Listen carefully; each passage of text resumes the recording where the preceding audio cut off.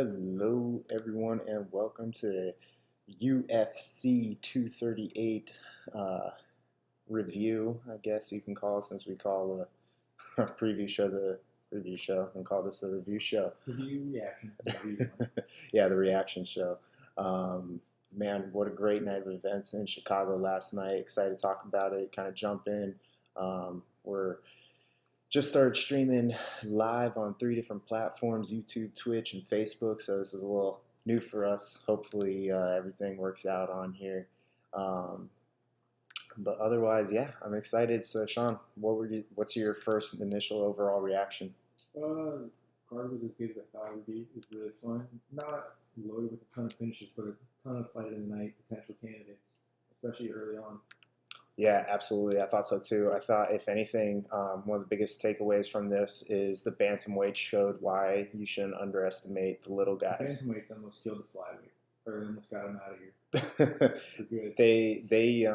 I just thought all three bantamweight battles just looked incredible yesterday. TJ being gone, obviously the fight for the vacant title, but contenders were up for grab, and they were getting after it. There was two huge number one contender fights for 135 tonight, or I'm sorry, not tonight, yesterday, and they both showed up. Yeah, and going into the prelims first, let's just kind of jump there, just because I thought the prelims were great between Ricardo Lamas and Calvin Kattar. One way to kick off ESPN. Damn, Calvin Kattar. They were swinging some heat. Oh my God, they were ripping him off. Calvin ended up coming up with a huge knockout. That's got to be the biggest knockout, biggest fight of his career against a veteran of Ricardo Lamas. Yeah, thanks to Joe Rogan during that, because right before he knocked him out, he said, "Man, his hands are so much better than Ricardo's." And then, like literally as he finished that sentence, he flatlined him. Just looked young, just looked faster, stronger. I mean, yeah, he looks so crisp. And man, what a way to throw another contender into or potential contender into the featherweight mix. We love matchups, baby. Yeah, I know, that's great. Have enough matchups. And the great thing there is that featherweight's probably just as deep as lightweight, especially at the top. Well, at least now that it's building back up with a lot of those guys coming up there. The thing I like about featherweight is that it's young guys coming up. Oh yeah, absolutely. All young guys. Absolutely. Lightweight has a lot of established contenders or guys that have been around. Featherweight's getting all new blood. Yeah, absolutely, man. And they look great up there, and then they don't have the hold up that the lightweight divisions had for a few years. Yeah, absolutely. They're actually a little logjam where they're getting a lot of contenders, but they're not quite there yet. No, and the good thing is you have a champ that's not going anywhere. Holloway threw his hands into the ring. Yeah, and he threw his hands at 155. Didn't work out for him against Dustin Poirier. So you know what? He's going to stick around at 145. I think that's where he's best. And back at the end of the year sometime. Yeah, and we have a ton of great matchups. So that was exciting to see. Man, and then how about Alexa Grasso against Carolina? Yeah. Wow. She came out headhunting. The ladies showed up last night too. Let me tell you that they put a foot in our mouth. I'll tell you that after we were like, oh, I don't know if there's any exciting matchups here other than Tatiana Suarez. And then Alexa Grasso comes out of nowhere and just puts on a freaking striking clinic against Carolina, nonetheless. Yeah, she beat the shit out of her. Yeah, absolutely. And it was another thing, just like Calvin. She looked crisper. She looked sharper. She looked more energetic. She was just in. She was just letting it loose. She was in and out. She threw. She has a great front hand jab. She was throwing some nice backhand or right hand crosses. She looked strong. She looked crisp, fast. Man, she looked great last night too. Yeah, Carolina just couldn't handle the speed. No, absolutely not. So even though that one was a decision, that one was a pleasure to watch for 3 rounds. A lot of the fights in this card were decision, but it were still pleasures to watch. Yeah. So this was the theme of the night, this fight. I think this fight actually kicked off the theme of the night. Yeah, absolutely.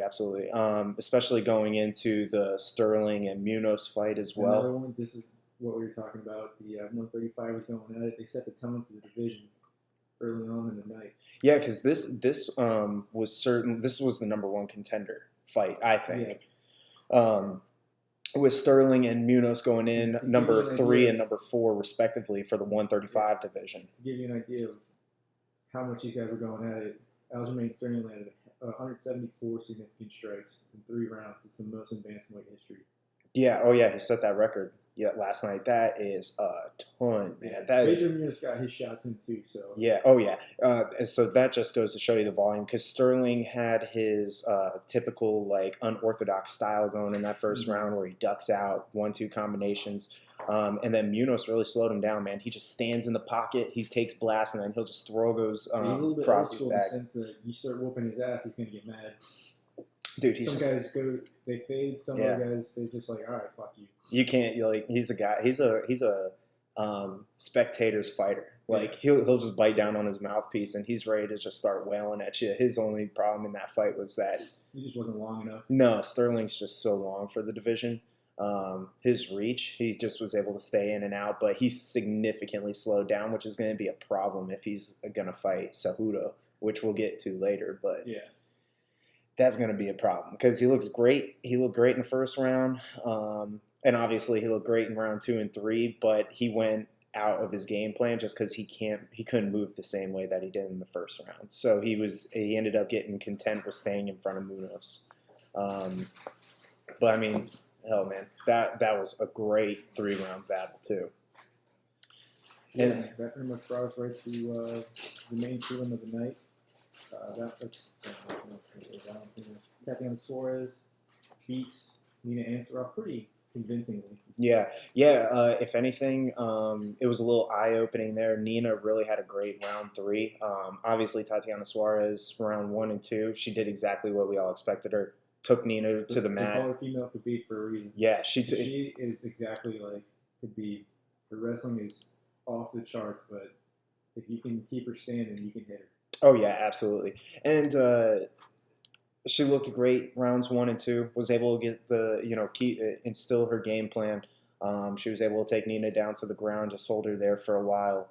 But the only problem was in round 3 we saw Nina really open it up and Tatiana tired. She reminded you of Khabib and Iaquinta. Yes, she couldn't get her down, and we saw that there's clearly a gap in her striking that needs to be answered. Because even though she got beat up a little bit, she was never in danger, so it's kind of an eye-opening thing for her.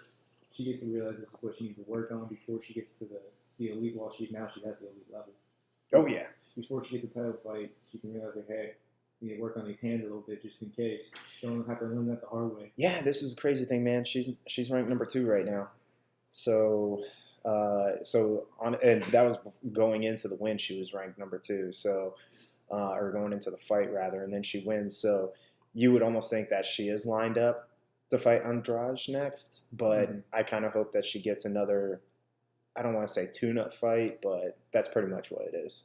I'm hoping she gets at least one more. I think she needs like an extra training camp to get her hands ready before she goes in and fights Andrade. Well, I don't know if she's gonna have any time in the world to prepare for those hands of No. Andrade, but maybe she just buckles down extra on her wrestling. Yeah. Well, the one good thing though is we did see from Andrade she slowed down significantly against Rose. Yeah. But then again, Rose also did pepper her for quite a while, or that first round and a half. And not get hit. Yeah, that's true. Yeah, that's true. That's true and too. Not get suplexed. That will be the interesting thing is seeing how her strength transfers over into that fight with because Andrade is just stupid strong for that division. She's a tank. Yeah, absolutely. So that'll be interesting. And see if Tatiana can take that off the chin, like one of those right hands coming off the chin. So. Yeah. Then we move kicking off the pay-per-view, man. The only heavyweights on the card, man, they showed up. You want to talk about showing up? These guys are classic heavyweight slobber knockers. Yeah, this is exactly what you expected from heavyweights, man. Is they disregard for your face, like Mama don't care no more. She knows what you look like because these guys were going at it, just blasting the crap out of him. Ty is obviously a tough dude. He's got that Samoan blood apparently, and he showed that last night. But Islander says. Israel Adesanya likes to call him. Yeah, right. I know they're just known for being tough fighters, but Black Boy came through last night. You can kind of tell he certainly won. I think pretty much every round. It seemed like he was edging them out. Yeah, and again, man, like the thing that's confusing to me is again, this guy is supposed to be high level sambo and black belt in judo, but I mean, Ty was just tossing him around easily. Like the thing that I'm confused about is like you don't see any fighting for the underhooks from him. He's not like moving Ty around or anything, and Ty pretty much just had his way, very low level, like just simple shit, get double underhooks and press him up against the cage. So, Yeah, I uh, don't know. I mean, but what the hey, deal is with that? he didn't need it. He just needed his hands. Yeah. You know, the funny thing is, when I was watching this fight, I was thinking, have you ever seen the Augie Man reviews? Yeah, Like, yeah. I was like, I could hear them in my head when they were hitting each other. Nah, fuck you. No, fuck you. Fuck you. That's what it kind of seemed like. Yeah. Their heads are snapping Oh, back and snapping the other's head. oh my God. I definitely thought. I mean, like Ty was tough. I thought he was going down at two different times. I was like, Yeah. okay, this one's not Well, going to he did hurt decision. Lagoy a couple times. Yes, he did. He stunned him coming in. I think that's what Ty does have fast hands, but I think he still has a lot to figure out in his stand up. I mean, luckily he's a young guy. He didn't take a knockout. He took a lot of damage, but he didn't take a knockout. So he has a lot to Yeah, figure out. from 0-2 now. Yeah, yeah, in his last two. But the heavyweight is desperate for, or the UFC's desperate for heavyweights. So he's not going anywhere, and I think he just needs to spend some time figuring that out a little bit, get that striking defense up. But I think just to talk about the Sterling fight from earlier when we were talking about like the volume landed. Even in this slobber knocker fight, man, like Blagoy landed 81 to Ty's 66, whereas we were talking about Those Sterling. are all pure power bombs. They were. But Sterling hit what was it, 170? 170. Yeah, 174. I mean, holy crap! Just going back to talk about that real quick. Significant strikes was 64 to 73. So I mean, just that it's just an incredible number to go back and think about the Sterling Munoz fight. That's crazy, but Yeah. certainly A lot of those were kicks, I think, too, in the Sterling fight. He landed a lot of those, little T kicks and whatnot. yeah. Nobody was throwing kicks in that heavyweight fight. That was No, that was all hands. All right, but yeah, that was a good fight. I think it's exactly what you want to see for for spectators that's going in to watch heavyweight. You pay money and you're excited to watch a card. You turn it on, you see two fat dudes. You know what I mean? Like, well, I hope they start swinging, and they did. And then on the flip side of that, then we go into the Rivera and Petr Yan. Yeah, this was a good one. This was a tenacity. Jimmy Rivera came out firing. Looked like he was going to be an early night. Yeah. Petrie. Yeah, this one, man, it was a great fight. It was tough. Like, it's one of those fights where you're watching, and you're like, man, I'm glad I'm not a judge because judging those first two rounds was tough because Jimmy Rivera, by all accounts, I thought he landed the majority of the rounds, but Petrie definitely had no doubt the biggest moments closing out the rounds. At least the lasting impression on the judges. Yeah, he dropped Jimmy Rivera twice in the last 10 seconds. Yeah, bad in the last 10 seconds of both rounds, or rounds 1 and 2. Obviously, this ultimately went to decision that Yan ended up taking, which to his point, to his credit, he looked great. Jimmy tested a little bit. What you want to see out of a young guy? He got punched in the mouth. I think if anything, rise to the occasion a little bit. Yeah, absolutely. I think that coming out of this, we have some future fight matchups that I think are going to look good as well in the bantamweight division. But yeah, Rivera looked on last night. He took certainly some heavy shots from Yan. Yan looked pretty good himself. He got tagged quite a bit, I thought, from Rivera, especially in rounds 1 and 2. He definitely picked it up in 3. He ate him. And he ultimately came through. I think the thing is his volume wasn't as high, but he certainly landed better shots, and you can almost feel the shots that he landed. When you're really starting to pay attention to a lot of the stuff that Jimmy was throwing, it sounded like he was landing, but if you really pay attention, he was hitting off a lot of shoulders and guard. Yeah. Well, I think the thing is, to Yan, to that point, actually, I think he landed more significant strikes. Mm-hmm. So whereas Rivera certainly, I think, landed the higher volume, at least in rounds 1 and 2. I think Yan landed the more significant strikes. Oh, yeah, absolutely. Absolutely. So that jumps him up there. So, I mean, into this 135 mix, man. This was, what numbers were they coming in? I know Yan was like number 8. I think Rivera was 7 or something. Yeah, Rivera was 7 to Yan's 9. On the pay-per-view over the number 1 contender fight between 3 and 4. Yeah. I know we talked about that in the preview show too. It was a weird setup. Obviously, I think it's because they're pushing Jan, Mm-hmm. as kind of like a star of that division. Um, but I don't know. I think that Yeah, because I Jan, I guess would they, like they to see tried to him have. push Aljamain, and I think he fell off. So they're just kind of like, all right, well, Yeah, people know who you are, so we don't need to promote you, and you'll be on ESPN. It'll be fine. yeah, yeah. Um, I think I would like to see Jan have one more like top 10 He fight. will. Yeah, I would like He to see. might actually, now that the division has a double champ, he's probably got to go back to the flyweight first. You can have an interim fight between him and Aljamain. I wouldn't mind seeing him fight. Oh my goodness, Marias. Yeah, well, That would be a that, great. that would be. I think that would be a great matchup for the both of those guys, and that would really be able to test Peter in all of his ground game, his submission game, Mm-hmm. and his stand up game. So we'll get into what we saw from Marias earlier or later, but I think that would be a great matchup. Just kind of test it because Sterling should get the next shot Mm-hmm. just from the natural order of Natural rankings. yeah, from the natural rankings. Mm-hmm. And I think that would be a fun matchup to watch. So I want to watch Sterling get that title shot. But then I think Jan should fight Moraes just for that next potential shot after that. So any other thoughts on that before we move on? Nothing? I thought this was a great paper, like a great main card, Mm-hmm. and even as fun as this was the most, or the least interesting fight, and that's a good thing. Yeah, that's saying Because something. that leads Because us it into our was most interesting fight. it was damn good. Yeah, the most interesting fight. Of course, you can't leave a UFC fight without a little bit of controversy. And let's go into Tony Ferguson and Donald Cowboy Cerrone, a fight you would not think that there's. Actually, you know what? I take that back. When you say it out If loud, there's going to be a fight with controversy, like that's the one. it has to be. Yeah, something's going to happen.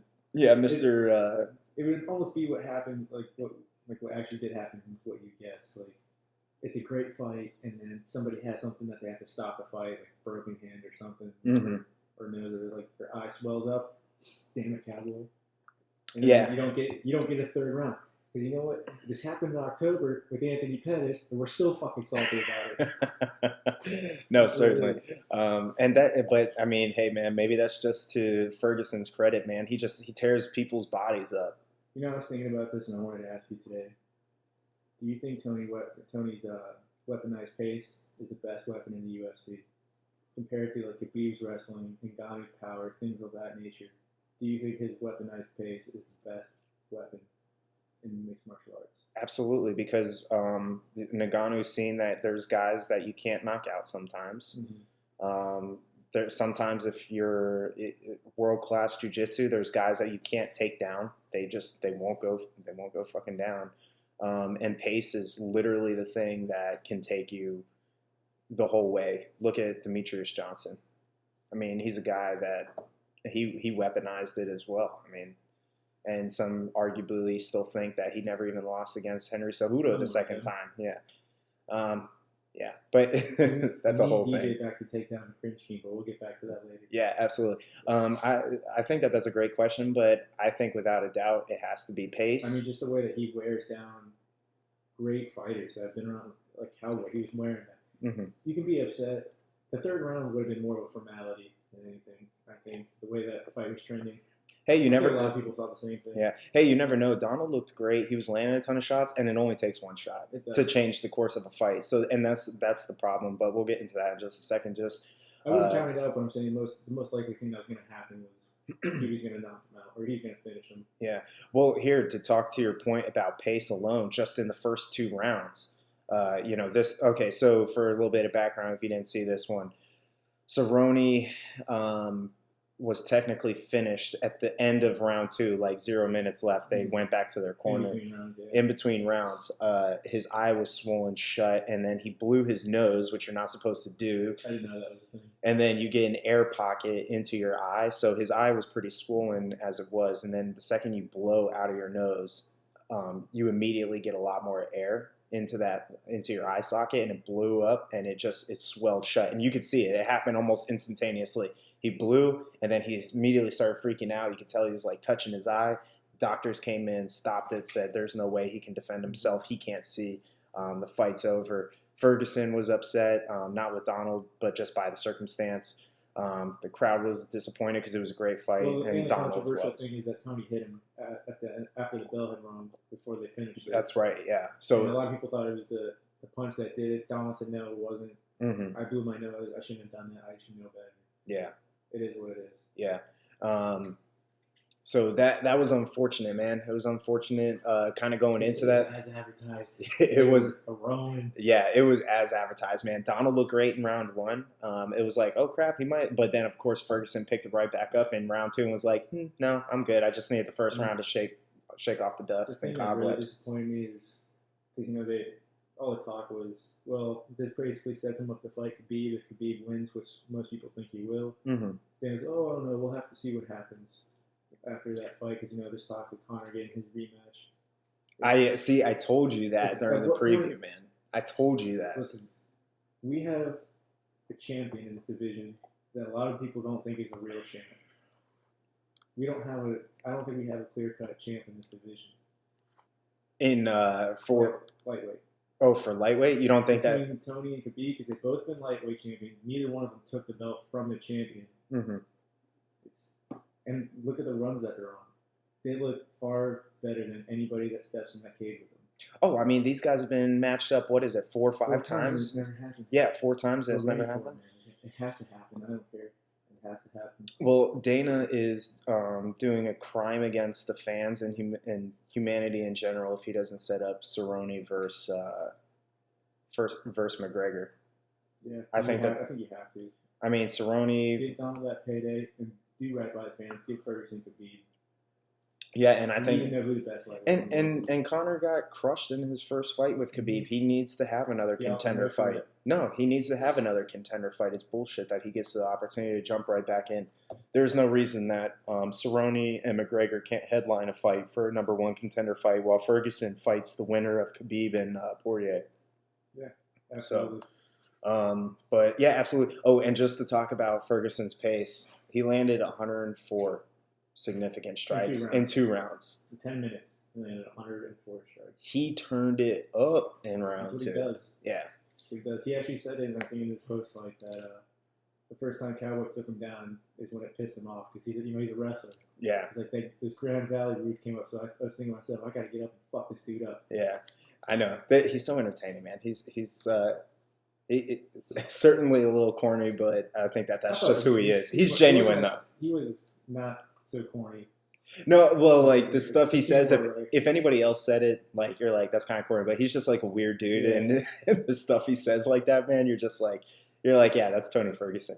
But ultimately, I think to your point, like even if there was a round 3, it looked like Ferguson was just going to take it away because even though Cerrone landed great in the first round and had that takedown, he won the first round. Ferguson wasn't going anywhere. No, he did. He looked undamaged at the end of the second round. Tony's best performance. Oh, I thought he was way better than he did in the Pettis fight. And against Lee, yeah. I thought too. Lee, he looked sluggish, so that's why I was kind of wondering. He had some long layouts, but this one not as long. Mm-hmm. And from what I've seen videos of Eddie Bravo on Rogan's podcast saying he was coming in as ready for war, absolute all-out war. Yeah. So maybe just mentally he was ready just to. He had a lot. He has a lot of stuff going on in his personal life. That's why he didn't get the fight against Holloway earlier this year. So. I think that this is good. He's able to I think it's good for him in his mental state just to be able to focus all back in on fighting and getting that belt. So, I think it's good for him. It's healthy for him. He has something to focus on. He came in. Hopefully he'll get the winner. By the end of the year, Tony should be fighting one more time, and it should be for the belt. Yeah, it should be for the belt. That's New Year's main event right there. Absolutely. We're only talking 6 months away, so. And even if we get Poirier and Ferguson, I'm down. Oh yeah, absolutely, man. It'd be fucking nuts. Absolutely, I'd be so excited for that. Whoever's Especially fighting Tony for the title is going to be a fun fight. Especially since we've seen Poirier can go 5 hard rounds too. Yeah. So but he just fought that type of style. Yep. But he's going to have to ramp it up even a little bit more. Yeah. He fought kind of like it's little Tony Ferguson and Holloway without the power. Yeah, without the power. So. Great fight, man. It just sucks that it had to end on controversy like that. Nobody was happy about it. Ferguson wasn't happy with that. It ended that way, and Cerrone wasn't. So it is what it is, man. Shit happens. It's a fight game, baby. But anyways, moving on to the co-main event. Damn, Valentina. Yeah, so this was basically Mortal Kombat. This was a flawless victory. I would wholeheartedly agree with you on that one. Valentina decided that she was going to show that she has wrestling and jiu-jitsu game in round one. And then when I decided to test some of the stand-up in round two, she shut that down real quick I don't think with, she was testing it. I think Valentina had just set her up for that in the yeah, whole first round. And she I did. was like, all right, I'm done playing with you. Yeah, she shut her down because I think going into this, everybody was okay. So head kick, knockout, knockout. It's the nastiest head kick, nastiest knockout in women's MMA history, I think. Well, would you say that over? I know they said that last night, and because it just happened, but home versus Rusi. No, because Ronda wasn't out like that. She went stiff leg though. Scary, Yeah. But that was like Jessica I was out for a while. Yeah. No, she was out for a while, but maybe I'm not that's saying maybe the most impressive or like the biggest highlight reel, but she was stiff. it was. For minutes. Well, I was gonna say it's definitely a contender for knockout of the year so far. Yeah. I mean, Just purely off of that, just damn. If the you mood changed like as soon as she hit her. Like, oh shit! Even her coach, Yeah. celebrated. Like, holy fuck. Yeah, I know, because you could tell eyes, legs went stiff. She went back as stiff as a board, and she was out for a her while. feet curled. Yeah, Valentino, you could tell because the poor thing's like going around like she's trying to celebrate, but at the same time she's like, I kind of don't want to because the girl still hasn't got up. So she was like, kind of like, yeah, but is she all right? Like, is I gonna get up? Give a little fist bump. And turn away like Jesus Christ. Oh my God, man. But yeah, that was a brutal knockout. It shows why Valentina's the champ, man. I don't want to kick Jessica I while she's down, but you can't wear a bulletproof vest because Valentina's nickname is Bullet. You can't wear a bulletproof vest to media face-offs. I guess you should have wore a helmet. Yeah, I should have wore that helmet. But damn, man, that was a great knockout. As bulletproof as you thought it was. Something loud. Put you down. Damn, yeah, that was great. I think they tried trading standing up for a little bit. Valentina took her down. Kick, she kept working that body kick. She did, yeah. Right before that was a nasty one. Hit her clean. You could hear it like, ugh. Mm-hmm. And then she loaded back up. Jessica, I dropped her hands, thinking it was going to the body, went to the temple. Yeah, I mean, it was just classic. That's what you train for if you're going for leg kicks or body kicks. You save that head kick for after you start getting their twitch. You start getting, so, obviously you're defending up here when the kick's coming. And then what I did is she dropped, to your point, she dropped her hands down here and she left her chin wide open, left her temple. That's where the kick came. Her shin, or Valentina's shin came right across her temple. She came down to defend the body. And that's when she came up top, clean knockout. I mean, just went on her ass. If you get the opportunity to go look that up, it's got to be on YouTube. Or, it's on Facebook. It's on ESPN too, somewhere. So that's the other good thing about it being on ESPN. Disregard our frustration getting to the pay-per-view again last night before the fight started. That's such a pain. I can't even, all right, you know what? I am going to go into this rant for a minute. It ticks me off. Like, ESPN is owned by Disney. Just a corporation that just bought, that has the financial backing to purchase Fox for $60-70 billion, whatever it was. And they've had Hulu, they've been I think majority share owners of Hulu for a while now. They have their new streaming service coming out. It's like, why can you not do the simplest thing, like save someone's card info on the ESPN app, or the fact that it's not all interconnected? Like when you still go, so like when you go on your Xbox, for instance, you still have to activate it online somewhere else. You have to activate it in two different places, and then it doesn't even save your info. So then you're scrambling to get that together. It's a freaking mess, and the UFC and ESPN has to figure this out before the end of the year, because that's ridiculous. How many pay-per-views do you think they're losing out on right now? You know what? I'm going to make a note of that. Like before we go into the next preview show, for the July 4th card, I'm going to see what the pay-per-view sales look like so far this year. They usually track that stuff online. Well, Holloway was the first ESPN one. They only did like 150 or something. Yeah, and that one, there's no reason they should have sold low on pay-per-views for that fight. Everybody was hyped for that fight, but everybody online was telling them, everybody expressed their frustration online that it's hard to get through navigating that, especially when you have early prelims on Fight Pass, which is a UFC app. Then you have the prelims on ESPN, and then you have the main card on ESPN Plus. which you have to purchase through. Mm-hmm. And then if you don't have an ESPN Plus membership, like monthly membership, like you have to either purchase a year right there, or you have to get into the monthly membership and then purchase the pay-per-view on top of it. I'm exhausted just listening to myself describe it. Yeah. Shut up, Ryan. All right, I'll shut up. Like, it's exhausting, man. I freaking hate it. That's my rant. I'm done. Sorry. Back to the fight. But man, Valentina, man, see, I turned pages, turn to chapters real quick, right?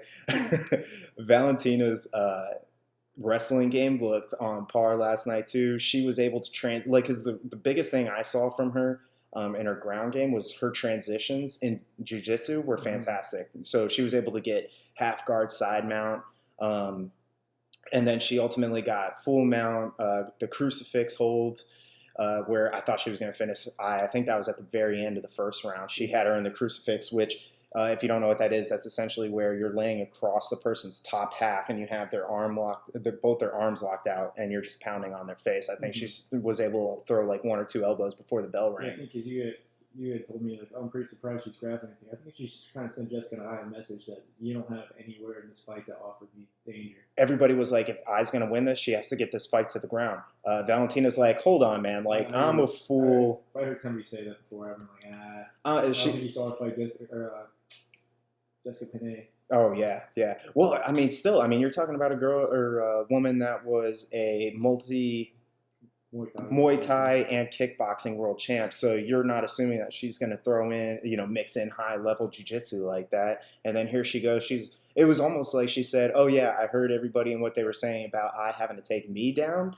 Let me show you why that's a stupid mistake. That's what she did in the first round. Then in the second round, she was like, oh yeah, by the way, let me show you what I can still do. Head kick knockout. So now I should everybody in my grappling, and it's time to send out the lights. Man, like, this division is going to be in desperate need of contenders. Yeah, this is not going to be a fun division to watch. No, Valentina's just going to clean every girl that steps in there. I think so. It's going to be like watching when DJ ruled the flyweights. It might be. I mean, it might be. She's just how old is Valentina? I think she's like 32, 33. Oh, so she's young. So she's still got quite a few years ahead of her too. But the thing about it is, like, all the girls at 125. There was no elite 125ers out there in the world as it was. They all went to 135 or 115, whatever they could fit. And now all the ones that couldn't make it at those 2 weights are now at 125. Yeah. Yeah. Joanna was the only one to challenge her. She gave her a tough fight, but you could tell. I thought Valentina was in control. Yeah. I think the only thing that just wasn't going for JJ in that one was just, you could tell she's just outsized. Like, she just didn't have the power to fend her off. Not to mention there is zero reason for that ever happening again. JJ is 0-4 against her all time between Muay Thai and MMA. So, like, there's zero reason for that fight to ever happen again. But yeah, man, that was an exciting fight. Rounds 1 and 2, and then a huge knockout. Man, that was a hell of a fight. Any lasting impressions from that? Anything else you want to add? Nope. Cool. So let's get into the main fight, man. This was a fun fight. This is what I thought it kind of would be. I think if you sat back and you said, realistically, this and this is what's going to happen, it happened. Cejudo came in. He looked undersized for a little bit. Moraes actually looked like, I thought, in the first round, I was like, oh, Moraes is just going to shut this shit down. He's going to beat Cejudo. He looks way better all around, everywhere. Credit to Cejudo's camp, his coaches, because they told him after that first round, dude, you're gonna have to get dirty. You're gonna have to get inside and make this a dog fight. That's a hard thing to hear. For a champ, champ's corner told him that. Like, we know you have an Olympic gold medal, and yeah, you're taking on a challenger. I mean, technically, they're both challengers because it's a vacant title. But you could also say Cejudo is somewhat already the 135 champion for beating TJ. Even though he's at 125, he still beat the 135 champion. Yeah, I mean, so he's somewhat the 135 champion already. Yeah, and he had, I mean, Moraes looked great. Let's talk about the first round first. You know who he reminds me of? Edson Barboza. Who, Moraes? Yeah. Oh, yeah, Great I know. Striker early on, but tired guy. He's so explosive. Yeah, looks like an action figure too as well. Yeah, I mean he clearly looked like the bigger, better striker.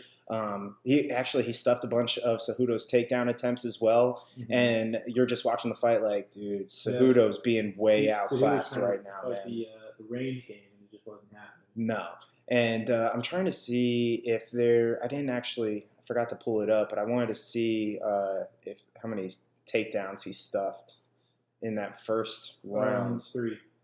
Oh, thank you. It was 1 of 4. So.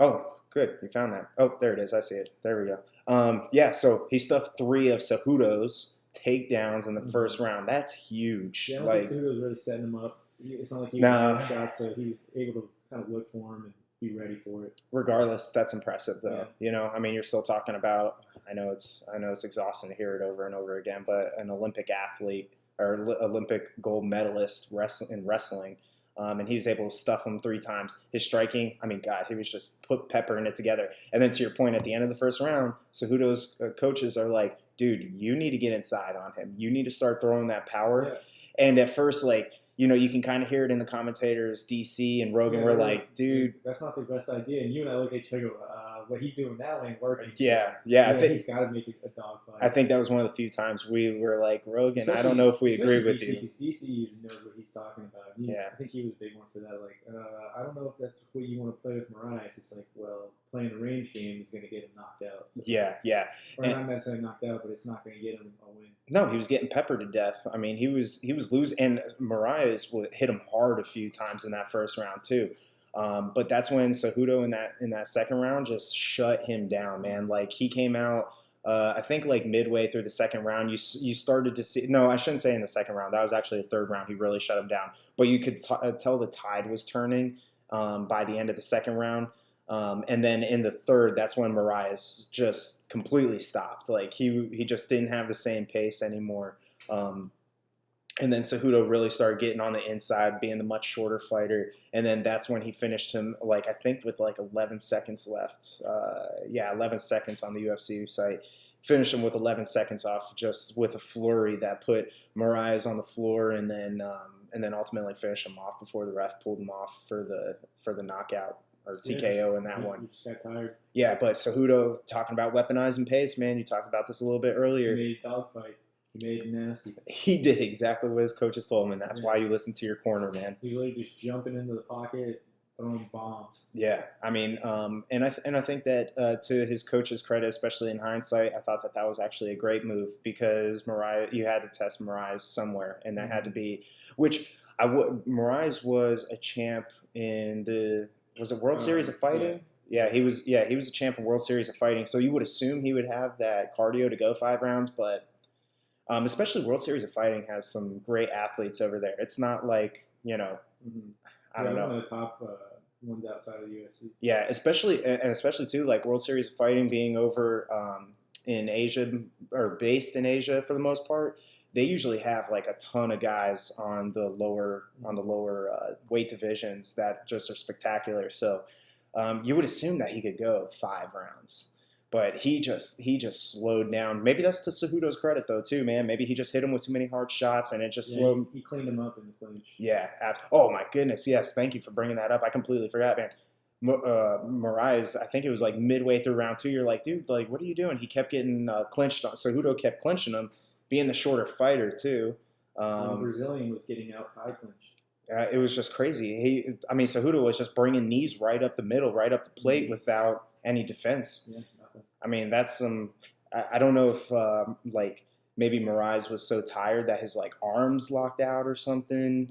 Like sometimes you just get so tired, your muscles stop working, they lock out, and you just can't do it. So maybe it was something along those lines. But yeah, it was so weird. Like his arms were essentially by the side, or he was gripping up here, and he was just taking knees to the face for a round and a half before he got finished. I think that was probably what ultimately led up to that series of events where he got TKO'd anyways. But man, to Cejudo's credit, he's the 5th or 6th fighter that's become double champ now? Him, Amanda, Connor, DC, 4th, I think. BJ Penn. I guess not at the same time, but he's won 2 different weight classes. I was saying, reigning 2 times. Yeah, that's true. So fourth, you said? Yeah. Fifth to win 2 belts, fourth to do it consecutive. To do it at the same time. So yeah. So that's damn impressive, especially with, like we talk about all the time, man, ton of talent in these lighter divisions. Yeah. And he was just one of those guys you want to root for, but he's the king of cringe. Yeah. So just going back a little bit, So we I guess talked actually about he's like a 4-weight world champion. King of cringe. I know you kept calling him that. That kills me, man. I love that. The king of cringe. You try to like him, man. He's a U.S. Olympic gold medalist, and he's a 2-time. He's a great talent, but he took out DJ and Dillashaw in back-to-back fights, man. Like I thought for sure if you told me that he was going to fight those 2 back-to-back, I was like, dude, that's going to be a rough career. Mm-hmm. That's going to be the end of Henry Cejudo. Actually, if he defends his flyweight title first, he might be fighting Benavidez is coming up next week. Yeah, and I think that was his last loss. I think that was Henry Cejudo's last loss because he lost consecutively to DJ, which he got stopped in pretty quickly. And then he lost in 4 decision to Benavidez when not much happened. Yeah. So that would be a potentially interesting matchup. The last guy he lost to. Hard to imagine Benavidez wins that rematch, but you never know. Oh yeah. Benavidez is that guy that was supposed to be king over the flyweight division when it was made, but DJ was like, "Oh well, hi guys, I'm here." He beat Benavidez twice in very decisive fashion, but I think Cejudo. I don't know which one he goes to first. Actually, I would almost think now that I'm saying it out loud, because we have the bantamweights fighting on here, Sterling's ready to go. Like, he didn't take any significant damage other than to his legs from the kicks from Munoz. Yeah, because Benavidez doesn't fight for a little while. So I know his matchup is coming up. Yeah. So, but I mean, you don't know what kind of damage he's going to take. You're just going to have to wait and see what happens. Yeah, and you don't know the outcome of that one. Henry's hurt too, so you have to see what happens with him. Yeah, I think bantamweight right now is the more interesting one that's kind of ready to go. What's your thoughts on that? Pretty much the same? I mean, just going to have to wait and see. It's hard right now to say who's going to get the shot first. What belt will be defended first. I'm sorry, I just got to go back to our Twitch right now. Someone on here said, Colby Covington, make UFC great again.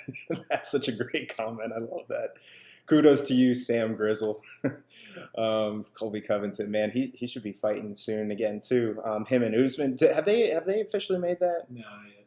God, what the hell are they waiting for? I haven't heard anything about that. I know, it was like a month ago. I know that they said that they were getting to the end of that it was supposed to be signed. I don't know. Maybe they have it. They're just waiting for a date. They're trying to figure out when they want to do it. Yeah, that's true. I mean, I guess it would probably be October. Unless they're going to double up in Abu Dhabi. Yeah, I think that would actually that'd be a fun warm-up. But I think with Colby Covington, all his fans are in America. I don't think he has many international fans. You probably don't want him going overseas. Yeah, that's actually a good point. To fight another American at least. Yeah, that's a good point. He'll probably fight. It'll probably be a Vegas fight. Yeah, he's got to be fighting in Vegas. So that one's certainly a good one. But we do have a couple fun main events coming up. The rest of the cards don't look interesting at all. Yeah, and they're yeah. Well, before we move on to that, I'll just say lasting impressions from that great freaking card, top to bottom. Bantamweight showed you why they're fun to watch. Heavyweight showed you why they're fun to watch, even though they only really had one. From the women, the ESPN prelims all the way to the main event, it was all fun. It was enjoyable fights. Oh God, it was great from prelims up to main card, just like you said. Like I said. Until the end of the night, it wasn't filled with a lot of finishes, but they were fun fights. You got your money's worth. Oh yeah, damn straight. So, great card. It was good. There wasn't really any big announcements coming out after this event. Like in the last one in Stockholm, we had 2 retirements from Jimmy Manuwa and Gus. This is Diego Sanchez versus Clay Guida entering the Hall of Fame in the fight ring. Oh, that's right. Yeah, that's a good point. Their lightweight match, I think that was back in 2006, I want to say. No, I think it was 2009. Oh, was it 2009? Yeah. Oh, yeah. So that went into the UFC Hall of Fame for one of the top lightweight fights. I think it was the fight of the year back in 2009 when that went down. But those guys are certainly entertaining. Talk about King of Cringe. I think that Diego Sanchez held that title. No, I think Henry's already taken it. Dude, you don't think him? You don't think him? Nope. You're not gonna. I'm gonna be stubborn on this one. You don't think Nightmare's characterized faces going into those stare downs where he's so cheesy and he's like that all the time? Henry Cejudo said he's going to challenge for the featherweight title. Yeah, did he really say that? In the octagon, he said he has plans to challenge for the featherweight title, and they asked Dana, and he said, "Let's just worry about 135 and 125 for right now." Oh damn! I didn't even hear that. Maybe I was just like, probably because he was ranting a bunch of dumb shit, and he made a hit list, Ryan, and he put it out there to the world. Can you guess the 3 names he put out there? They're all bantamweights. I'm hoping that it would be Sterling. Nope. Hold on. I want to go see the top. I want to go see the rankings list real quick. I can pull this up real quick at bantamweight. How about Rafael Sankow? Nope. Okay. And you said it wasn't Sterling. Nope. There's no reason for him to call out Munoz. Oh, nope. Dominic Cruz. Yep. Number 1. Okay, he called out Dominic Cruz. Injured. And hasn't fought in forever. Yep. Please don't tell me he called out Cody Garbrandt. Yep. Oh God. Number 2. Can you guess number 3? Yes. Let's just. He said he wants to make money. Wait. Faber. Yep. Oh my God. That's crazy. Did he really? He's calling out everybody. In order, he wanted Cruz, Faber, Garbrandt, and they asked Danny, "He goes, Cruz is hurt. Faber's old. Garbrandt just got knocked out twice in a row. 3 times. 3 times in a row. 3 times in a row. Get the hell out of here with that. There was another one. He's like, that was because they asked him that right after featherweight. The featherweight fight. I have a hit list. I mean, you know what, man? I appreciate you trying to get your money, but you got to be somewhat real. Like, if you want to call it Dominic Cruz, I can see that. But Faber, he just announced he's coming out of retirement to fight a young contender. Garbrandt is basically, he has to reevaluate his career. Dude, it blows my mind that Cody Garbrandt's still even in the top 10 right now, just because he has taken some brutal losses. I mean, 3 knockouts in a row, one of those being to Pedro Munoz. I mean, I just don't see why he's still in the top 10 right now. There's so many good guys. You have Petrie Yan, John Lineker. You have Corey Sandhagen, who's another young contender up there with Petrie. I don't know why Dominic Cruz is up here. He hasn't fought in forever as well, up in the top. Yeah, benefit of the doubt. Lost to Cody, but yeah. Yeah, you have so many guys in this freaking division. Thomas Almeida, John Dodson, Rob Font. I mean, I think we just watched this Cody Stamen as well, who just kind of moved up into that 11th spot. Get the hell out of here. But Cejudo, I mean, I don't know, man. I keep hearing these guys, and I guess at some point, like, you can't blame them for wanting to get their money. Like I said, I can't blame you for wanting to get your money, but it's got to be somewhat realistic. Yeah, that's true. That's true. It really does. People like, I can see that. Like, I could see Cruz if he got healthy again, and maybe even if he doesn't have to get a warm-up fight, he just goes straight to because he's a name, and I consider him the best 135er that the division's ever seen. So yeah. All right. So how about this? How about this scenario? Cejudo beats Sterling. Because I can see him outlasting Sterling if he doesn't get knocked out. He beats Sterling and then he goes up to fight Max Holloway. I knew that you'd get a kick out of that one. I don't even know what to say to that. Yeah, he has so many guys that he needs to fight first. Anyways, yeah, going back to the events. Yeah, there was no big news just yet coming out of this event. Yeah, so the July 4th card, they're probably holding all the news for it. Yes, that'll be our next podcast, our series of podcasts. In hopefully, it would literally be July 4th. Or no, it would be the 5th. No, it would be the 4th because that'd be the weigh-in day. Wouldn't it? Is it the 5th or the 6th? I'll tell you right now. It's the 6th, so it actually would be the 5th. July 5th is when they'll announce big shit. Yeah, the big press conference. Yeah. That we'll get into that July card. Why do I keep losing it? There we go. July 6th card here in just a minute. That'll be our next series of podcasts. So if anybody's watching us that hasn't tuned in before, thank you for starters. So subscribe to our channel. You can find our podcast if you want to listen to audio on iTunes and Spotify and Podbean. Anywhere pretty much that you can find podcasts if you want to tune into our videos because you like just looking at our faces for some odd reason. Then YouTube and Twitch and Facebook, we're going to start doing the events like we did today where we announce when we're going to go live. So please subscribe to our channels and tune in. But yeah, we do the main pay-per-view events. We were trying to, at the beginning of the year when we started doing this coverage, we were trying to do every single event, but we didn't realize that the UFC was going to go nuts after they got onboarded with ESPN and just have an event literally every weekend. Mm-hmm. It was a lot to keep up with. Yeah. So and there was just not some interesting cards. They had like a couple of fights maybe, or just a main event. Like these next two cards are just main events, and other than that, there's nothing interesting. Yeah, so no contender fights really. Yeah, real quick, go into UFC Fight Night with Moicano and the Korean Zombie. What fights are in there besides that one? Is there any other good matchups in that card? I don't think there's any, like, this one's in Greenville, South Carolina, so they're not going to send the big boys. Tell me how you really feel. I mean, it's honest. It's Greenville. So no shitting on Greenville, South Carolina, but it's not a big place to make money. Yeah, and they have just decked out their cards. Lineker's fighting Rob Font. Andrea Lee's fighting Montana De La Rosa. And then after that, Brian Barberina's fighting Randy Brown. Ooh, that would be fun. And that's it, really. Yeah. There's a lot of no names, but sometimes those cards end up being great. So I'm not saying don't tune in. I'm just saying from a contender standpoint, there's not a lot of. Yeah, and then to your point, on top of that, then at the end of the month we have, which I'll tune into this. With Francis Ngannou facing Junior Dos Santos. Yeah, I'll wake up just when the main event and go back to bed. Yeah, because then really the only other big fight on this one that I think has any meaning for like title contention or anything is you got Formiga versus Benavidez, which we just kind of alluded to for the flyweight, the next contender at flyweight. So that's pretty much the only other one. You have Maya fighting on this one at welterweight. Couple lightweight bouts on here, so that's pretty much it. And then we have the big 4th of July card, which the UFC always stacks that, man. They stack that every year. That's their big card. That's one of the biggest cards of the year. Yeah, for sure.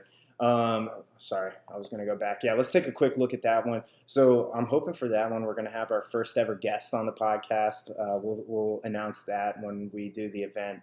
But that one's always great, man. They do 4th of July big, and they always do the end of the year big. Yeah, 4th of July, November now, because that's when they always go to Madison Square Garden, and then New Year's. Yeah. And March. March is always a big one. Yeah, for some reason, like right in the beginning of the year. First quarter. Yeah. First quarter of the year. I think they like to have one every quarter. Yeah, they like to have a big one. Certainly. Yeah, March has always been quietly like stacked. Yeah. This year, it was insane. But yeah, just to give you like a little taste of the 4th of July card, man, this card is stacked. So you have Jones facing Santos at light heavyweight for the strap, obviously. The least interesting fight on the main card, I think. Which is crazy. Yeah, I know. You got John Jones, and you're like, just because I should say the second, because the third fight on the card to me is the least interesting in the main event or the main card. You think the third fight, or hold on, I'll get to it here in a minute. From what I was just looking at the UFC, that's the third fight. So then we have Nunez and Holm, which that one should be awesome. That should be a barn burner. That one should be fantastic. High level striking right there. No, sorry, it's the second fight. Jan versus Luke Rockhold. I think it's the least interesting, just because. I'm interested to see Rockhold get knocked out. But I'm just saying. All right, you got 40 Masvidal fighting Ben Askren. That's the most interesting fight. Again, this is just the people's fight on that one, man. This is the people's fight. This is just like I don't know what that was. And Ferguson was to last night's card. That's what this is to this one. Yeah, I think so, man. Masvidal versus. That'll be a fun way to take off the pay-per-view. Sean O'Malley. Oh, we got Sean O'Malley coming back against Marlon Vera. Edmund Shabazian at middleweight. Doesn't ring a bell. Doesn't ring a bell. Maybe did he come in the contender series? 88% knockout series. Damn. Oh, we got he has 7.6 takedowns per 15 minutes. I don't know how many fights he has. Didn't you claim this to be the douchebag fight of the night, Diego Sanchez versus Michael Chiesa? Yes. I could give a fuck who wins that fight. Yeah, seriously. I'm not a big fan of Michael Chiesa either. But yeah, I mean, anyways, actually, regardless. I don't like Michael Chiesa. Damn, that much, huh? Cheering? Man, Diego seriously has a chance to win that one. That's a crazy thing. But anyways, yeah, so just to get back to the point, that'll be our next card that we cover. and that's going to be 239. That's going to happen July 6th in Las Vegas. So you'll hear from us, do our pre-show and post-show as well after that. But yeah, otherwise, I think that's pretty much it for us. Anything else that you want to add in? Oh, shit, I didn't know they had a pay-per-view at the end Yes, of there July. is. Is there really? Holloway and Edgar are headlining that one. I thought that was later in the year. Oh yeah, that's crazy. Yeah, they haven't had a two pay-per-view month. Actually, I think they've been doing that in July. I think they've done that for a little bit now. Well, I mean, technically, the Jones and Santos one is early enough. Chris Cyborg fighting Felicia Spencer on that night. Damn, nice. Yeah, did you get? Oh, actually, there you go. That's good news. Did you hear Amanda Nunez said that she wants that Cyborg rematch almost right away after she fights Holm, which I thought was pretty good. That's paid, son. yeah, that's a complete 180 from the oh yeah, she has to wait a few years before she gets a rematch. I don't know what her mind. Yeah, that's a whole other thing. Yeah, true. All right, well, everyone, thank you again for tuning in. Really appreciate it. Again, subscribe to our channels, The Casuals MMA. You can pretty much find us on any social platform. I won't run through it again because it's just tedious, and you're just like, shut up, I get the point. But thank you again for tuning in, and other than that, peace.